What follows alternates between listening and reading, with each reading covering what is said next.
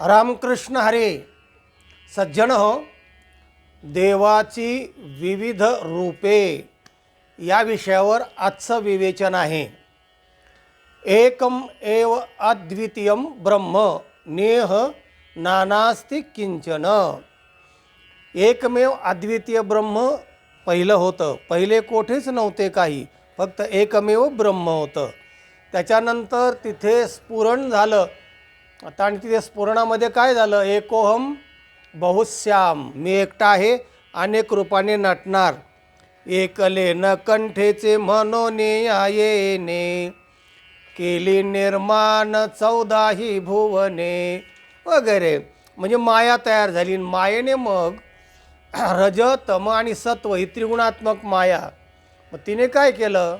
पृथ्वी आप तेज वायू आणि आकाश हे पंचमहाभूत आणि त्रिगुण, म्हणजे गुण दिसत नाहीत, ते प्रत्यक्षात वावरताना आपण समजतो की हा सतोगुणी माणूस आहे, रजोगुणी आहे, हा तमोगुणी आहे. पण हे जे शरीर आहे, पृथ्वी आप तेज वायू आणि आकाश पंचमहाभूतांचं, हे दिसतं, त्याला सगुण म्हणतात. तेव्हा सगुण रूप आणि निर्गुण रूप हे दोन महत्त्वाचे रूप संतांनी निर्धारित केले. तसे सुरुवातीला तर पार 33 कोटी देव झाले. नंतर शंकराचार्याने सुधारणा केली, पंचायतन सांगितलं, 5 देव मानले. नंतर मग पुढे दत्ताचा अवतार वगैरे त्रिगुणात्मक देव झाले, ब्रह्मा विष्णू महेश. म्हणजे ब्रह्मा सृष्टी निर्मिती करता, पालन करता भगवान विष्णू आणि संहार करता महादेव, असे रूप 3 मानण्यात आले, तयार झाले. आणि त्याच्यानंतर मग संतांच्यापर्यंत हा जेव्हा विचार आला, तेव्हा संतांनी मग त्याचे 2च भाग केले. आणि मग सगुण आणि निर्गुण. जे दिसतंय ते सगुण, गुणेन सहितम सगुणम, ते गुणाला आलं. आणि मग ते ध्यानधारणेला, पूजेला सगळ्याला सोपं झालं. कारण निर्गुणामध्ये पूजा संभवत नाही, निर्गुण दिसतच नाही, ते गुणच नाहीत ना. आणि म्हणून तुकाराम महाराजांनी अनेक ठिकाणी म्हटलं आहे, मी भक्त तो देव ऐसे करी, दावे रोप मज गोपिका रमणा, ठेवू दे चरणावरी माथा, असं तुकोबराय म्हणतात. म्हणजे सेवेक भाव असला तरच भक्ती संभवते. निर्गुणामध्ये, अद्वैतामध्ये भक्ती संभवत नाही. द्वैतामध्ये दुःख आहे, पण द्वैतामध्ये आनंद पण आहे. म्हणून हा जो आनंद आणि हे दोन्ही गोष्टी आहेत, त्या सगुण आणि निर्गुणामध्ये असतात. आणि म्हणून अनेक संतांनी या दोन्ही रूपांचंच फक्त जास्त समर्थन केलं आहे. ज्ञानदेव म्हणे भजा आत्मदेवा, अखंडित सेवा करा त्याचे. स्वरूप आणि विश्वरूप हे दोन्ही गोष्टी जाणल्या पाहिजे. स्वरूप म्हणजे स्वतःचा आत्मदेव, आणि बाहेरचा जो विश्वरूप आहे विश्वदेव, हे विश्वच जनानो हे हा अवघा जनार्दन. अनेक संतांनी तसं म्हटलेलं आहे. ज्ञानदेव म्हणे भजा आत्मदेवा, अखंडित सेवा करा त्याची.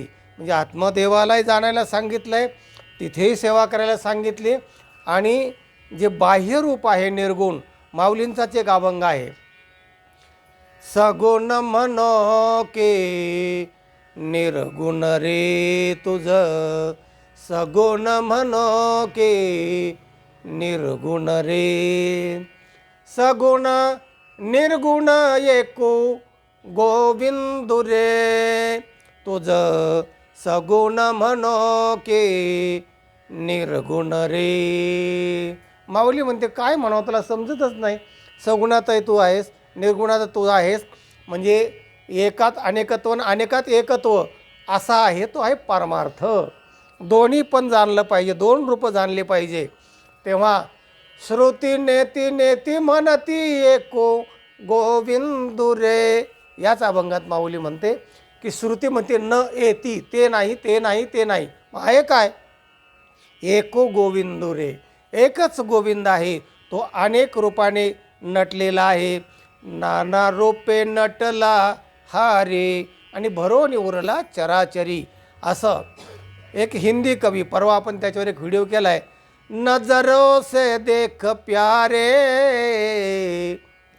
क्या रूप है तुम्हारा, अपने को भूल तन में बाहर फिरे गवारा, नजरों से देख प्यारे क्या रूप है तुम्हारा. म्हणजे आपलं रूपही जाणलं पाहिजे, म्हणजे स्वरूप, स्वतःचं रूप, आत्मरूप, आणि मग बाहेरचं पण रूप जाणलं पाहिजे.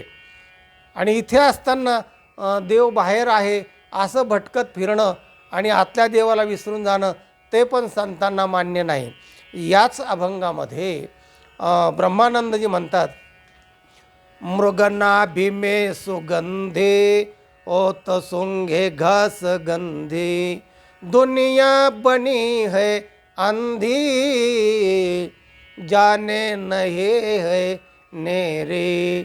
मृग नाभिमे सुगंधी, ते एक सुगंधी मृग असतो पहा, आणि त्याच्या नाभिस्थानामध्ये ती सुगंध कस्तुरी असते. पण त्याला असं वाटतं कुठेतरी झाडाझुडपात आहे की काय, म्हणून ते इकडे तिकडे होंगत होंगत फिरत असतं. आणि त्याच्याच नाभिस्थानात असताना त्याला तो दुसरीकडे पाहत असतो. तसं स्वरूप जाणं आणि निर्गुण स्वरूप जे आहे, जन नोहे आ अवघा जनार्दन, किंवा नरनारी बाळे अवघा नारायण, ऐसे माझे मन करी देवा. आणि मग देवा हे सगळं मग त्यांना देवाच्या रूपाने दिसायला लागतं बघा. हे जन नाही, हे जनार्दन आहे. म्हणजे जनी जनार्दन संत बोलती वचन, असा जो देव सगुण आणि निर्गुण, आत्मस्वरूप आणि जनार्दनाचं स्वरूप, हे दोन्ही रूप संत जाणून आनंदमय झाले. म्हणून हे दोन्ही रूप जाणणं फार महत्त्वाचं आहे. म्हणजे आध्यात्मिक ज्ञानही असणं आवश्यक आहे आणि बाहेरचं सगुण रूपाचं ज्ञान असणं आवश्यक आहे. दोन्ही भक्त्या तितक्याच श्रेष्ठ आहेत, असा या व्हिडिओचा तात्पर्य अर्थ आहे. सज्जनो, हा व्हिडिओ इतरांना पाठवा, लाईक करा, आणि चॅनलला ज्यांनी सबस्क्राईब केलं नाही त्यांनी सबस्क्राईब करा.